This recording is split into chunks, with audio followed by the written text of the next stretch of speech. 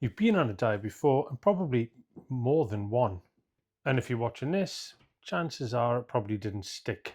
So before you blame yourself, let me tell you some things. Between 80 to 95% of people regain the weight lost in a diet between 3 to 5 years. And some studies suggest that number could be even higher. So that's a diet approach problem, not a you problem.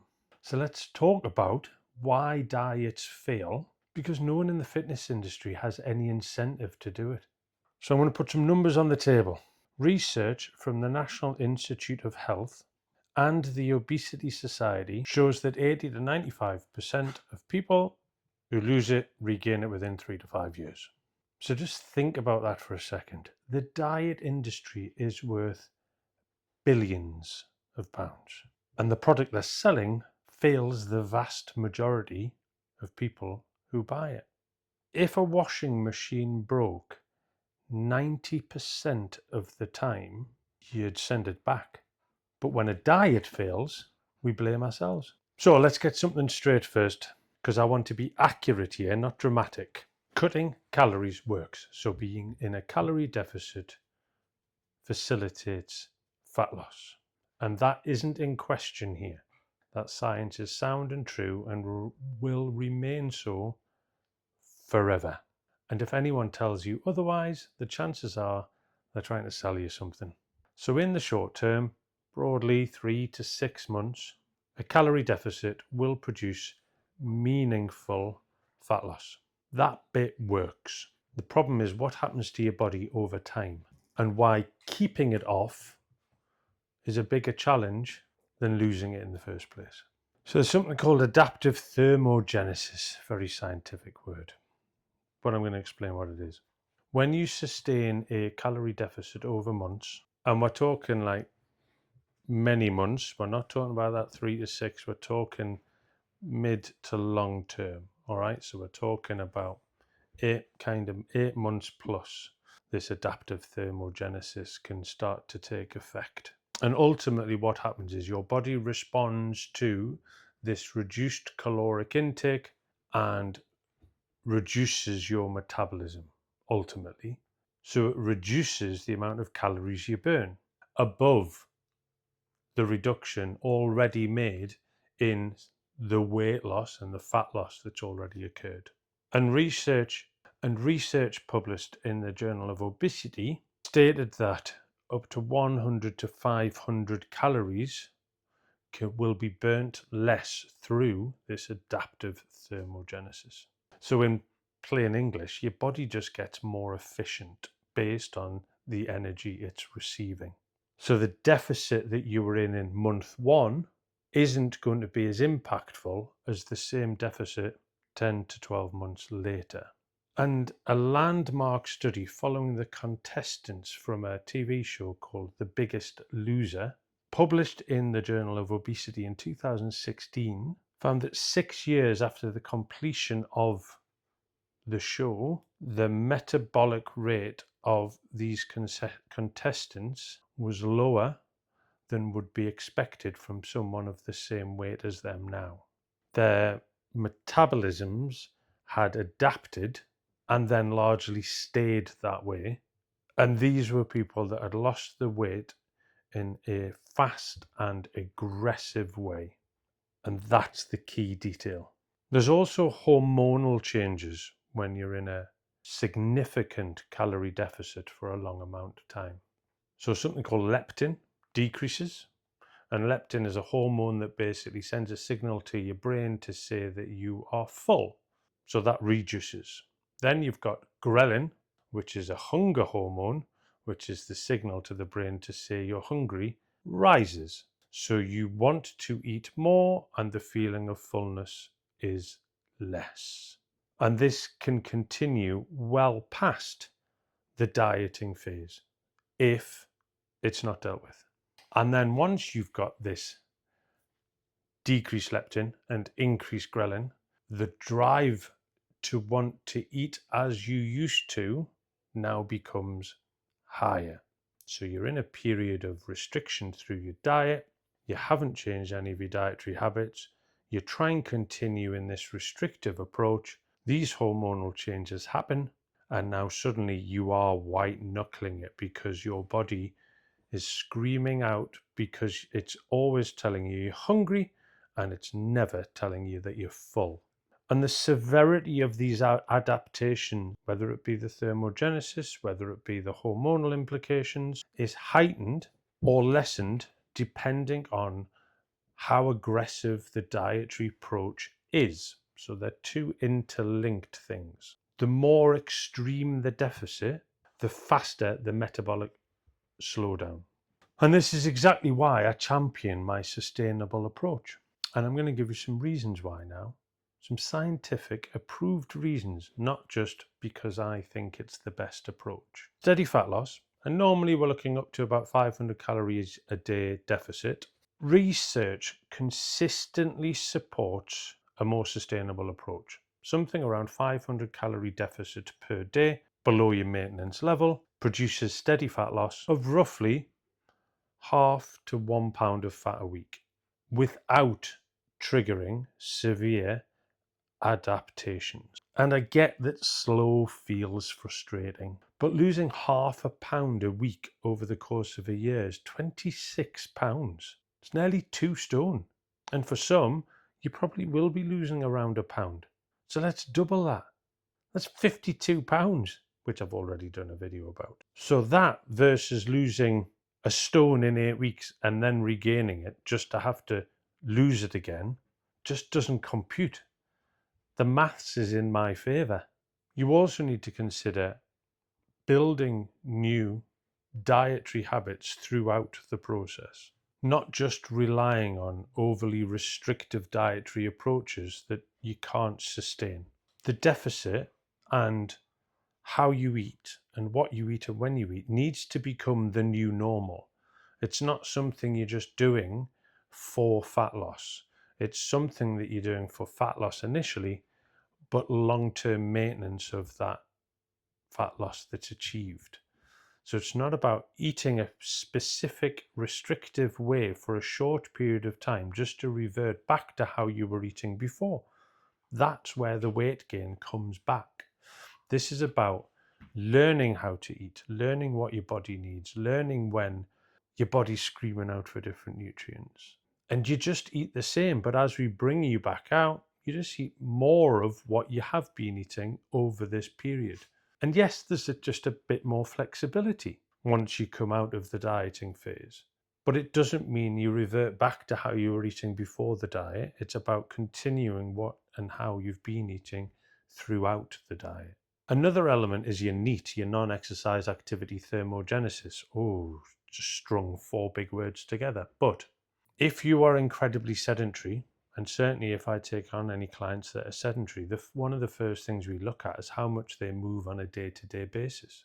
And how can we find an approach that they can continue long term? In an aggressive approach where the calories are very, very low, and certainly if they're very, very low for an extended period of time and your body then switches its metabolism, things like your daily movement, your fidgeting, your standing up, sitting down, start to reduce massively, because ultimately the body's trying to conserve energy. You see how I'm moving, I'm talking with my hands. That's kind of part of your NEAT, is all of this additional movement that happens throughout the course of the day that requires energy, that needs to be fueled. If you are consistently eating in a much bigger deficit than's necessary, the body conserves its energy, so things like fidgeting and everything stop or are reduced to a large degree in line with your body's metabolism, which is also reducing. So when you're looking at long term, we're looking to make sure that that NEAT remains high. We want to make sure that we don't move less. We move the same or more, so that the body and the metabolic adaptation is much more reduced, because we're eating in a calorie deficit that's appropriate. We're facilitating fat loss in a slow way. We're making sure movement is kept as high as possible, and we're not allowing the body to shut down on us. Protein is another one. We all collectively don't eat enough. Making sure that you have enough protein in your diet, and specifically throughout the fat loss phase of a diet, helps to support the reduction in muscle wastage. If you are eating in a high calorie deficit, a really restrictive high deficit, this aggressive approach, and you're not also eating adequate levels of protein, you're going to see muscle wastage as well as fat loss. And we don't want that. We want to remain strong and healthy. We want to come out the other side of a fat loss phase feeling energized, feeling strong. And the more muscle mass you can keep, the less your metabolic rate drops. Because we all know the more lean mass you have, the more calories you burn at rest. Another thing is reverse dieting. You may have heard it before, but what is it? Ultimately, once you've reached your target within the dieting phase, the fat loss phase, we over time bring your calories incrementally back up until we find your new maintenance, but we bring it all back up steadily. This reverse dieting approach then means that the metabolic adaptation starts to come with it. It also prevents this dam breaking binging of, right, finish the diet and then you just stuff your face.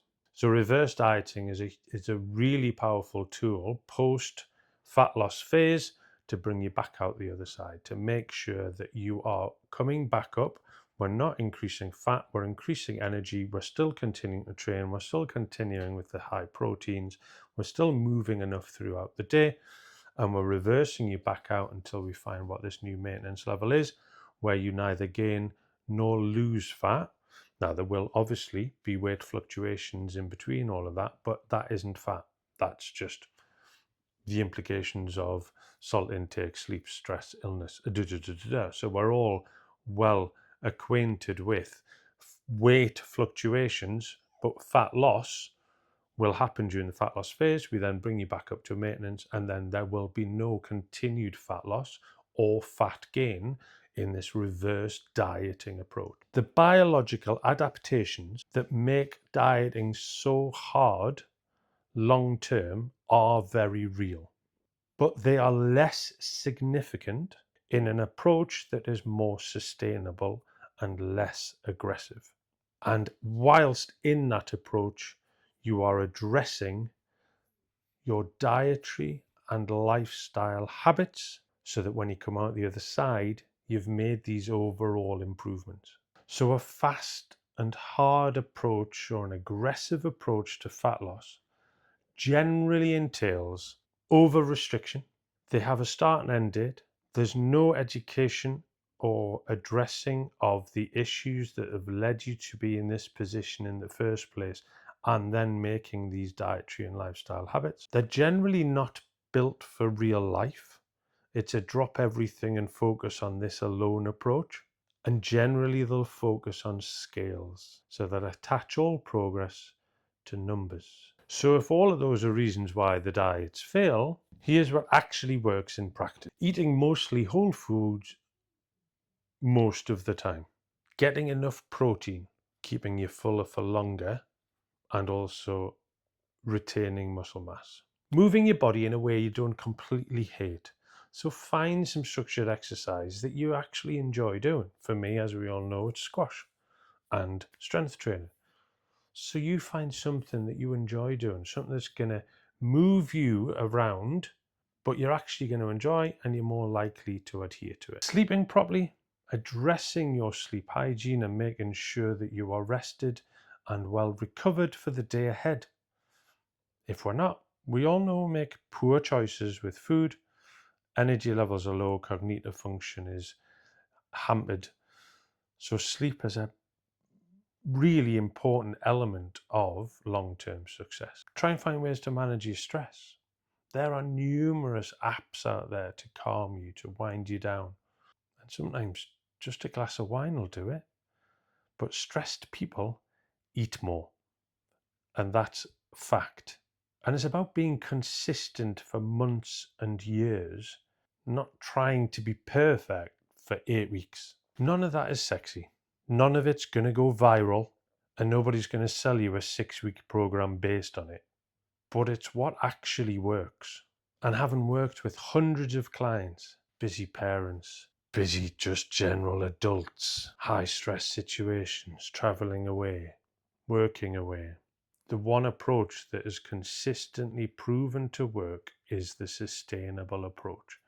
All of my clients have lost substantial weight over a longer period of time and have the tools they need to maintain it in the long term.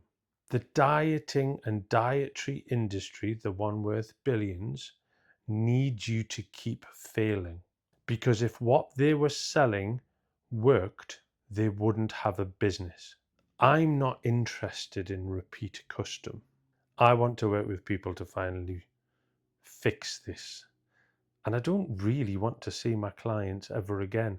And if I do, I probably haven't done my job right the first time round. That'll do for today. Subscribe somewhere. Speak soon.